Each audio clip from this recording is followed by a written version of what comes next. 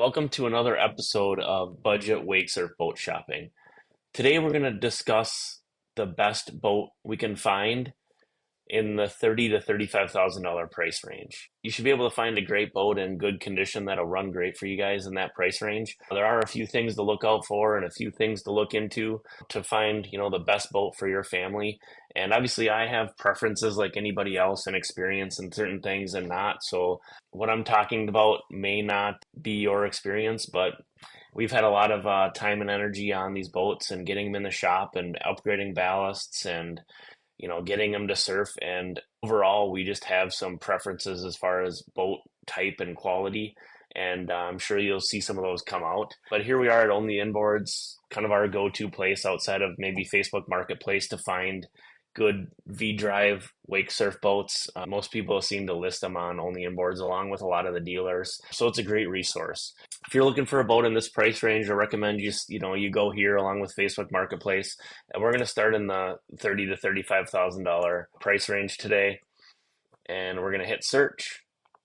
Seems to be a lot more boats on the market this year, thankfully, than a couple years ago. So you should have a lot better selection. The prices seem to be a little bit softer. So you should have a little bit of negotiating power instead of calling somebody and the boats are always gone or trying to hurry and buy one over the phone so that you don't miss out on it. It's a little bit more balanced market today. So it'll be a little bit easier for you, hopefully, to pick one up. I'm going to put the distance to 1,000 miles. I don't know where you guys are at, but this is how I usually like to start. Obviously, depending on where they're at, I'm going to narrow it down based on what's the best boat closest to my house, maybe. And then we'll go ahead and update the results and see how many boats come up.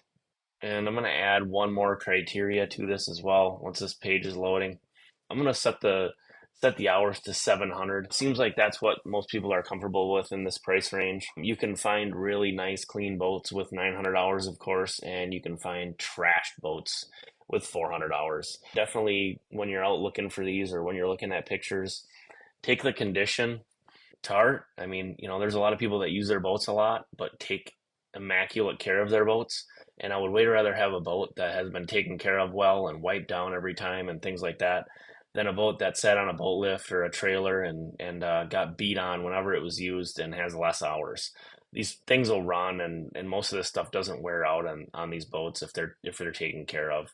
1,000 hours is nothing if it's taken care of well. For this point in this video, I'm going to filter it to 700.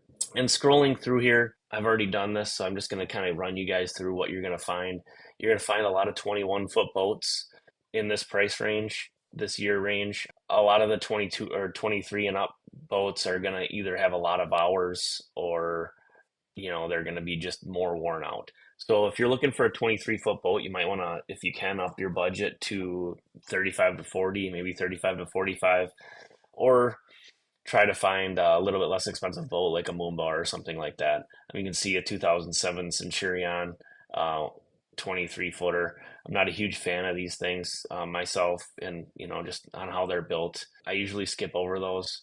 Some of these other boats are crossover versions. Like this doesn't have a tower, so you're gonna spend a fortune putting a tower on it and probably a ballast system. So just for this purpose, for finding a surf boat, we're gonna skip over those. The Nautique 211s are crossover boats. A 21 VLX would be a great boat. The one that I went through here and picked out for today's video purposes was actually this 2008. Bring it to the main picture here, Mastercraft X15. Looking through this boat, this is extremely clean 21-foot boat, and it's in North Carolina.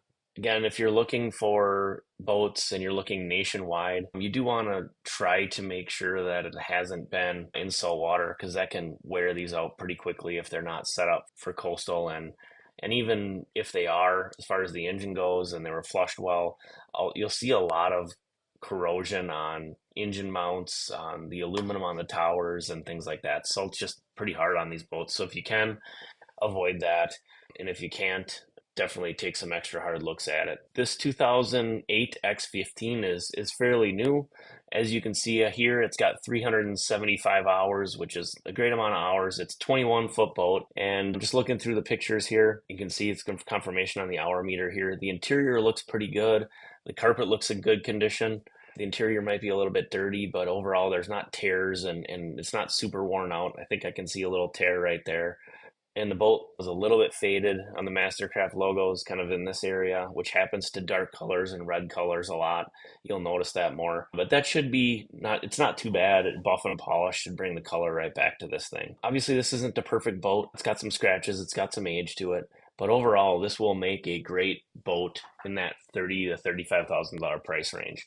And the thing that I like about these Mastercrafts in this price range is that these actually come factory with ballast. So it's going to have about 750 pounds of ballast. That's not enough to surf this boat well. So you are ideally going to be upgrading this ballast.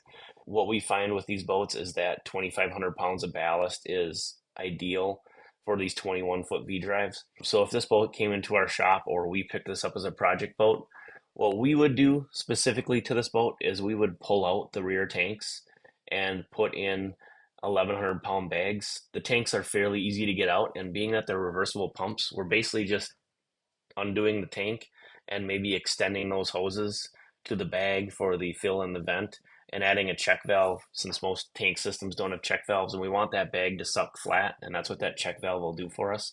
And otherwise, you're using the same switches, the same pumps, things like that in this boat. You can also do a plug and play system. The rear tanks in these boats are roughly 250 pounds, so we can add a 750-pound bag on top of the tank, and we can plumb that in, kind of tie it in. The bags themselves, in my opinion, work better as they fill and drain. When they're completely empty, you have more storage, and you're not filling a tank up that's then overflowing into a bag that, it'll fill and drain easier and quicker if you just remove the tanks. So that's what we usually like to do. This will have a center tank in it that is basically buried in the hull, so we wouldn't touch that, but we would add bow weight. When we're adding, 1,500 pounds or so in the very back of the boat, we need some bow weight as far forward as we can get it, so that otherwise the boat is just going to be super steep and just plow through the water.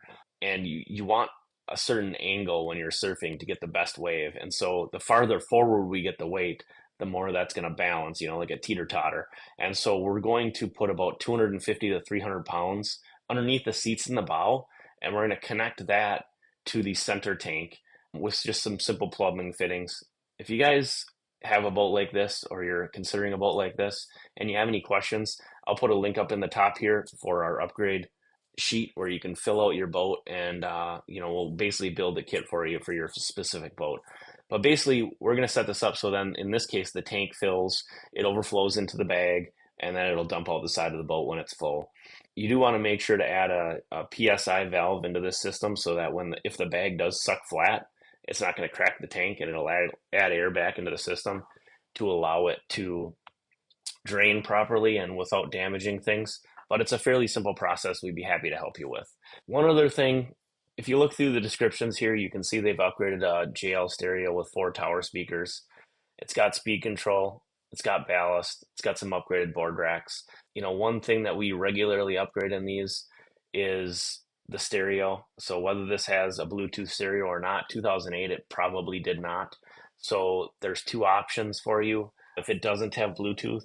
And the first most easy option is to buy a JL Audio Bluetooth adapter. And they're about $50. Again, I'll put a link in the video and in the description if you guys want to pick one of those up. And you basically just wire those into the aux input and bring power to it. And then you can connect your phone right to that JL adapter to, listen to whatever music you want. The other option would be to replace the head unit, and we do that a lot. The problem with that is, it's not really a problem, it's just something to think about, is you can see this remote right here in the picture, and a lot of the times there's also one on the back of the boat. I don't know if there's a picture of the back of the boat by the swim platform in this boat, but a lot of the times there's going to be another one on the back here, and they're not going to function if you put a new stereo in there, because they just don't plug up. So you have to either just leave them there and deal with it, or cap them off somehow. So just something to think about if you do replace the full head unit. Sometimes it's required because the head unit went bad, but let's just assume this boat already put a new head unit in there and you're good to go. You can see this boat has nice tower speakers. It's got a bimini top. It's got a folding tower.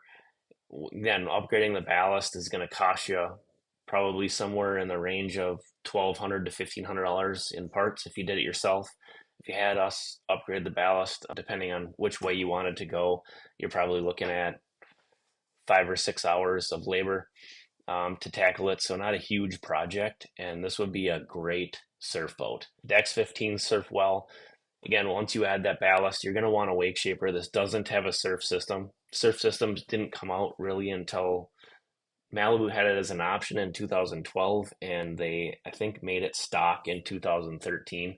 So unless you're looking in the higher price ranges, you're probably not going to find a boat with a surf system. Thankfully, we have a Swell Wake Surf Creator Slim Hex Plus that fits perfectly on this boat. And again, I'll put a link up in the top here and in the description, but you can see the chines on this hull line are pretty narrow.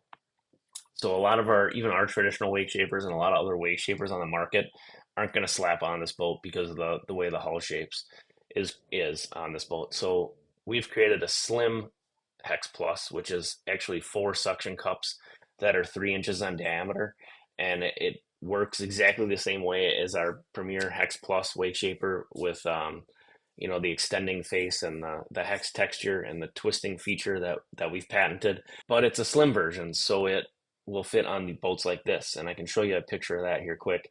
So it fits perfectly right on that chine right there.